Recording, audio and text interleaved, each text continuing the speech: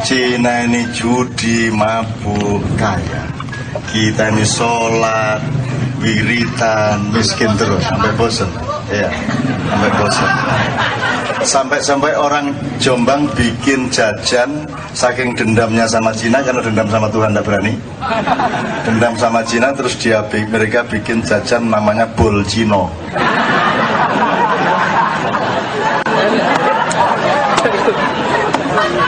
Nah itu berlangsung puluhan tahun, Cinanya tidak berani, tapi ketika kemudian ada interfaith dialog, Gus Dur dekat sama Cina, sama Konghucu sebagainya, mulai muncul keberanian kultural dari teman-teman Cina. Akhirnya orang Cina juga tidak kalah kreatif, mereka bikin jajan counter culture namanya bol kaji.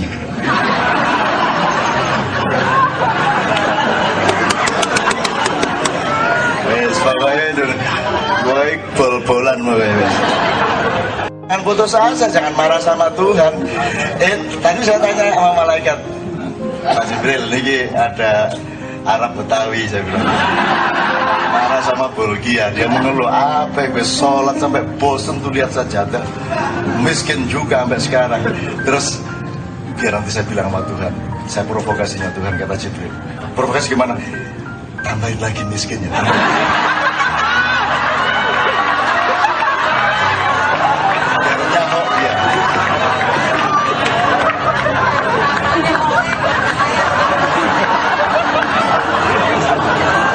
Maka mas, kalau gitu tuh gila saja. Gila itu gini, gila itu nekat sama Tuhan. Ya Allah, aku percaya sama kamu, aku percaya kepada keadilanmu, aku sepenuhnya percaya kepada kasih sayangmu kepadaku. Jadi kun fayakun, aku akan mudah hidupku, bismillah. Jadi mas Santi, gitu, jangan gimana, gitu lagi. Sedangkan Tuhan sama orang yang tidak percaya sama dia aja penuh kasih sayang. Tadi saya berdebat sama ada seorang ateis yang luar biasa cerdas sore-sore tadi sama Andre, dan saya tampung dia, saya senang, lebih dahsyat daripada Dadang. Terus saya bilang, nanti kalau MUI membuat fatwa kamu sesat, saya yang bela. Temen lo Cak, ini tak belain kamu. Saya punya banyak argumentasi untuk membela kamu. Karena kamu kan tidak percaya bahwa Tuhan itu bikin agama, tidak percaya bahwa Tuhan itu nyuruh sholat. Kalau memang Tuhan ada, kenapa Gaza dibiarkan seperti itu, seterusnya lah macam-macam. Saya bilang, saya akan bela kamu. Tenang aja, iya tak bela kamu, setan aja bisa saya bela kok, saya bilang gitu. Lu ngunu sampean, iya tak bela kan. Cuman saya diem-diem bilang sama Tuhan, ini tak belain ya untuk strategi saja, tapi sekali-sekali saya minta peleng nih orang. Jadi apa hari ini latih aja kayak saya ngomong. Ngadepin orang itu harus siklikal mas ya, harus siklikal, dihubungi mas, dihubungi. Jadi kalau bertanding kayak Muhammad Ali itu kan mengitari. Masalah itu jangan dihadapi linear saja, tapi kesini muter gitu loh mas, kayak Ali.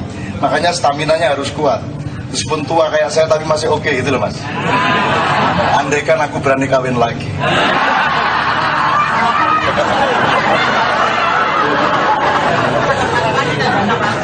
Ya, tenang sudah cukup aku.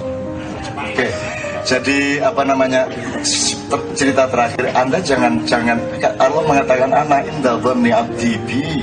Aku ini berlaku berdasarkan sangkaanmu kepadaku. Kalau kamu mengeluh dan mengandung ketidakpercayaan kepadaku, ya aku berlaku seperti itu. Makanya bilang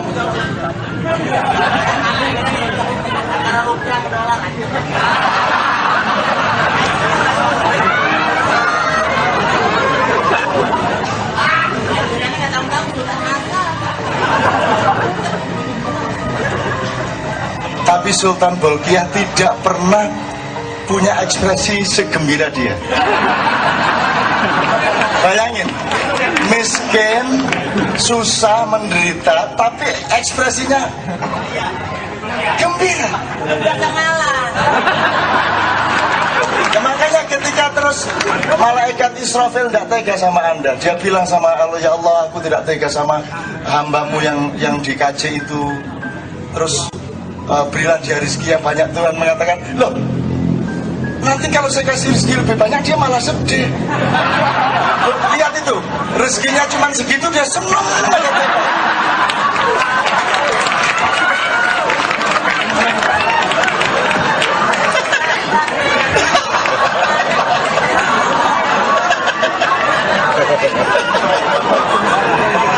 Allah. Oke, terakhir sekali betul-betul untuk beliau dan untuk semua teman-teman sekalian. Pokoknya Anda sama Allah itu jangan enggak usah protes, enggak usah nentang, pokoknya wala.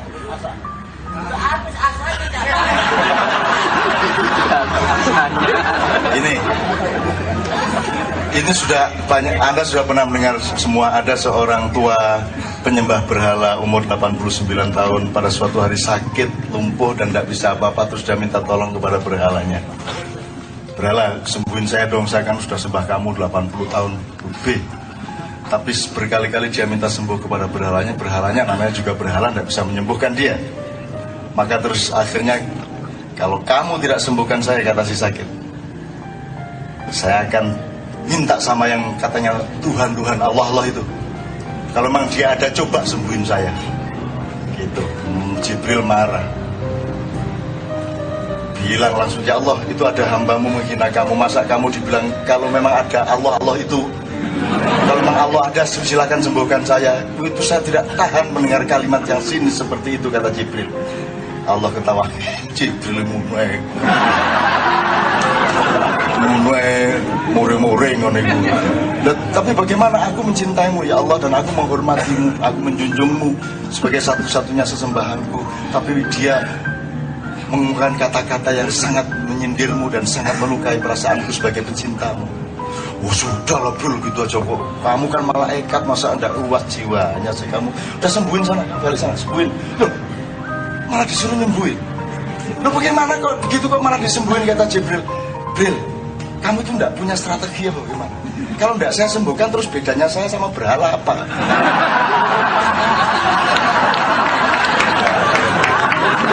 Akhirnya Jibril, ya nggih ya, bodoh akhirnya. Nah Anda tinggal begitu, ateis saja, atau enggak ateis dulu sampai umur 89 tahun.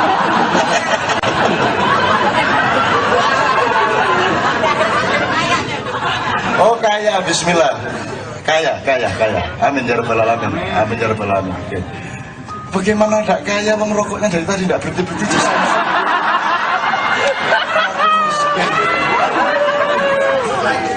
Saya itu sedih tiap hari, frustasi, terima SMS dari jamaah yang satu, yang paling bikin frustasi enggak mau nyebut nama. Nanti kalau tanyain dari siapa, ya saya hanya orang kecil. Pasti Cak Nun tidak kenal saya. Lu rumah samu nih SMS raimu ketok lu. Tinggal nyebut jeneng si angel ya bisa habisin pulsa. Bos sudah sebut nama cengeng gitu terus, tapi tidak apa-apa lah, memang begitulah rakyat kita. Terus nanti ada lagi, Cak tolong bantu pulsa. Dan itu bisa sebulan 2 kali. Cak tolong bantu pulsa. Dan begitu saya kirim pulsa lewat kantor, terus tiap hari dia kirim nasihat ke saya. Dia juara. Saya yang beliin pulsa tiap hari, saya dinasehati. Coba, ya kok nasihati itu rodo gaduk, gak gaduk belas. Gitu loh, dinasihati. Nanti 2 minggu lagi, Cak tolong bantu pulsa. Tak kirim lagi, pagi-pagi nasihat lagi kepada saya. Manusia yang mulia adalah cuma aku ya. Tadi saya di SMS lagi, Cak tolong bantu pulsa. Akhirnya saya balas, mbok ngurusi panguripan weteng musik, lagi ngurusi negara, ngurusi Imam Mahdi, bilang gitu. Terus dia balas, enggak, maksud saya minta bantu doa. Kayaknya enggak semua. Ya Allah, saya itu seneng sekali punya teman-teman banyak yang aneh-aneh, yang lucu-lucu seperti itu, Masya Allah. Awas kalau kirim SMS sama saya.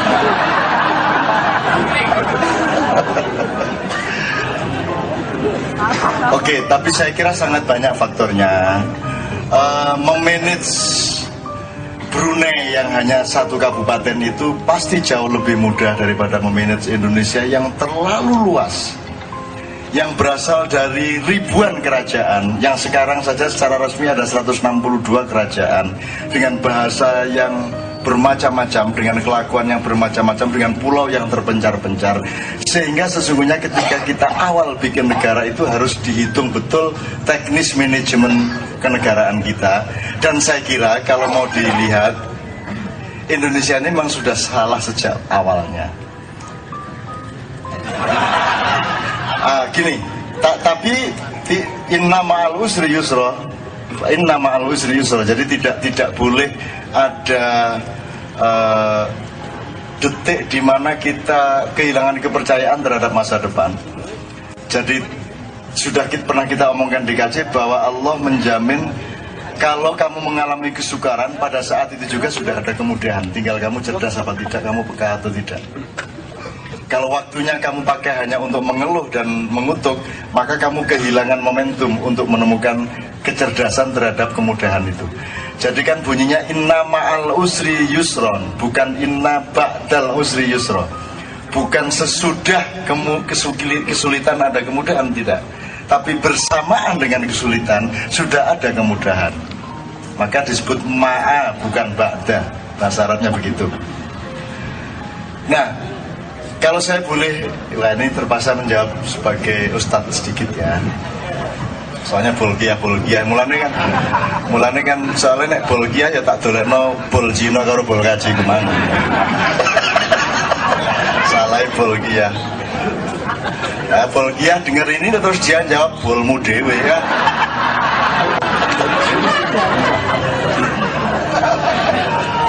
Orang Indonesia kok diajak bol-bolan ya, seneng guys. Orang Indonesia santri itu, saya dulu pernah nyunatin anak santri itu, ada satu yang ngeyel. Di sunat itu kan ada yang tenang aja, ada yang agak takut, ada yang takut, ada yang takut sekali. Dan yang takut sekali malah santri di sunat itu.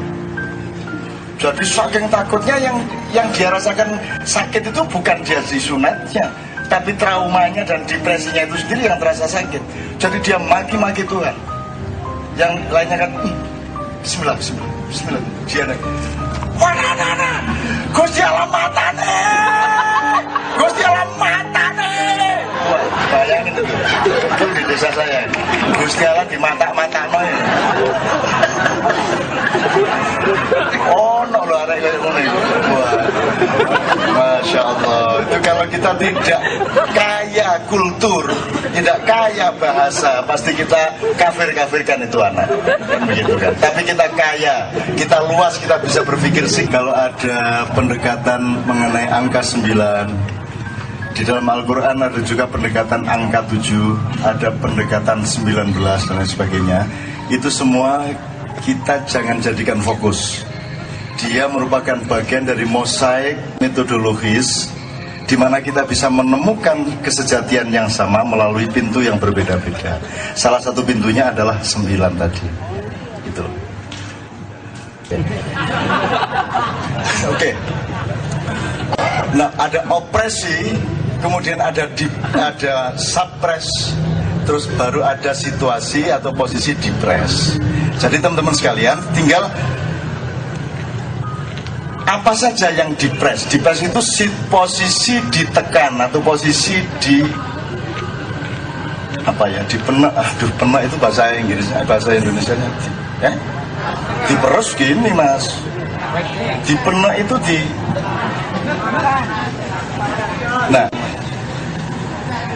oke, dipencet ini rek. Yang ditindih.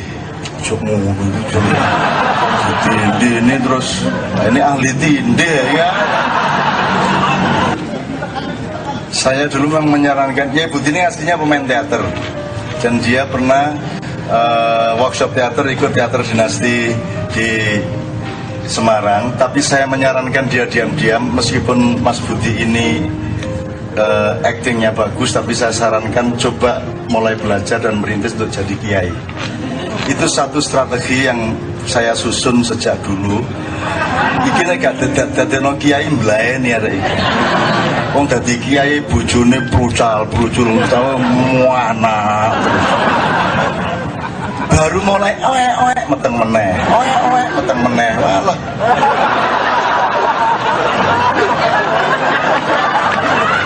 Lah bagaimana? 10 tahun kok 8 anak itu loh. Nabi Muhammad gak ngono rek. Wah, wis iki ngluwih wong Arab ya. Itu dipelajari, sangat banyak tuh pelajarannya. Banyak sekali, misalnya sampai antri 10.000, 20.000, 40.000 umpamanya ya. Itu kan mencerminkan betapa dunia medis modern kita sebenarnya tidak mampu mengatasi masalah. Sampai sebegitu banyak orang antri kepada seorang anak kecil. Jadi sebenarnya yang terjadi juga krisis kepercayaan kepada dunia medis. Dan dunia medis memang betul-betul sudah menjadi Tuhan yang tidak boleh dianggap salah sedikit pun. Padahal sesungguhnya ada sangat banyak pendekatan-pendekatan lain yang kita sebut alternatif atau dukun dan sebagainya, yang sebenarnya jangan dihakimi berdasarkan statusnya, tapi hakimilah secara metodologis. Kan begitu. Mau tanya juga? Ya silakan Mas, maju Mas. Saya mengenal banyak sekali pendekatan-pendekatan alternatif yang saya hitung secara rasional juga. Negoro anak sekarang tidak tahu siapa-siapa, sehingga saya ini sampai mempersiapkan diri saya untuk tidak usah dikenali oleh siapa-siapa, daripada saya besok-besok menyesali. Bahkan saya punya cita-cita agar supaya kalau nanti saya dipanggil oleh Allah, itu jangan ada yang tahu kecuali keluarga saya. Saya sampai punya cita, kalau saya mati nanti tidak usah ada yang tahu deh, keluarga saya aja. Sehingga saya sekarang sudah menyiapkan pemakaman di kompleks rumah saya di desa sana untuk ibu saya, ayah saya dan keluarga saya, supaya saya nanti tidak usah ngerepotin siapa-siapa. Selama hidup mungkin saya pernah ngerepotin orang, tapi ketika nanti saya mati, saya nggak usah ngerepotin siapa-siapa. Dan cukuplah yang menguburkan adalah saudara-saudara saya saja, istri dan anak saya, kan gitu. Sampai begitu. Karena saking takutnya kita ini tidak dihargai di Indonesia. Indonesia, media massa, pemerintah, dan semuanya mainstream ini tidak butuh kebenaran, tidak butuh kebaikan, tidak butuh kreativitas, dan lain sebagainya. Keajaiban saja dituduh musyrik kok. Ponari tadi. Oh itu Allah, itu perkaranya Allah, bukan perkaranya Ponari kok itu. Itu aja dituduh syirik kok. Jadi di Indonesia ini kita betul-betul kehilangan parameter hampir di segala bidang untuk menghargai apapun.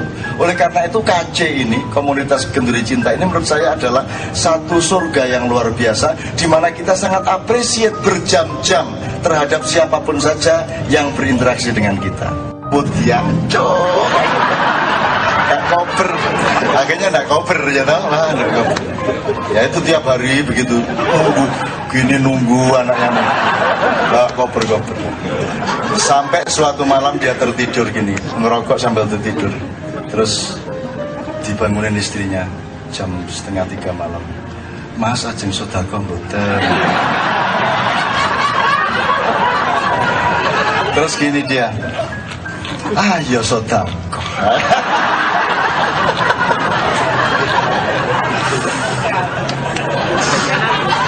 Bayangin indahnya itu, indahnya.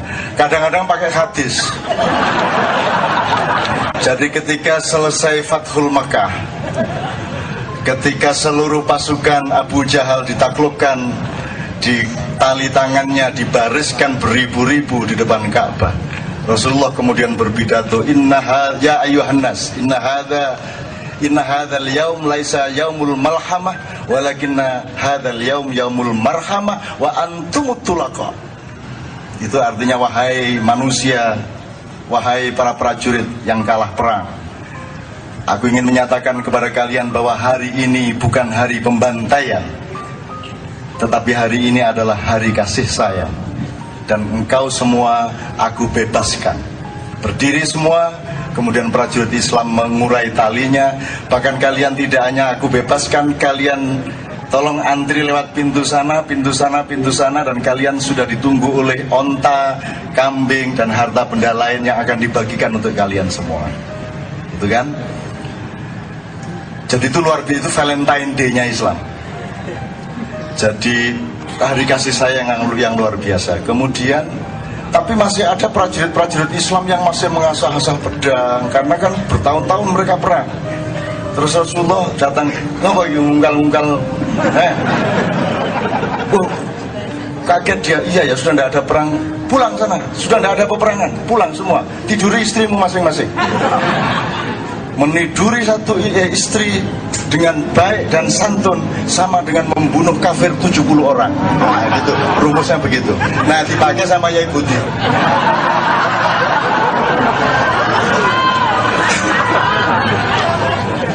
Kalau anak sudah tidur, Dek, saya sih maunya langsung 140, Dek.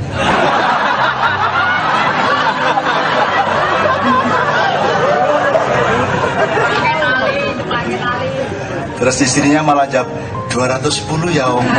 Masih. Coba asiknya ya, asiknya Masya Allah. Kalau semua didasari cinta kasih. Kalau di Jombang itu bukan Sultan Bolkiah tapi Cina. Cina ini judi, mabuk, kaya. Kita ini sholat, wiritan, miskin terus sampai bosan. Ya, sampai bosan. Sampai orang Jombang bikin jajan saking dendamnya sama Cina, karena dendam sama Tuhan tidak berani. Dendam sama Cina, terus mereka bikin jajan namanya bol Cino.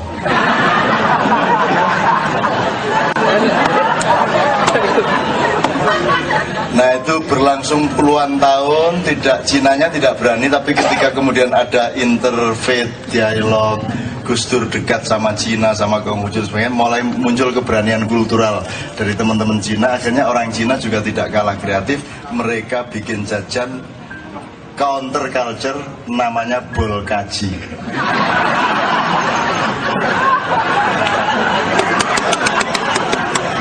Wes pokoknya itu, bol-bolan pokoknya.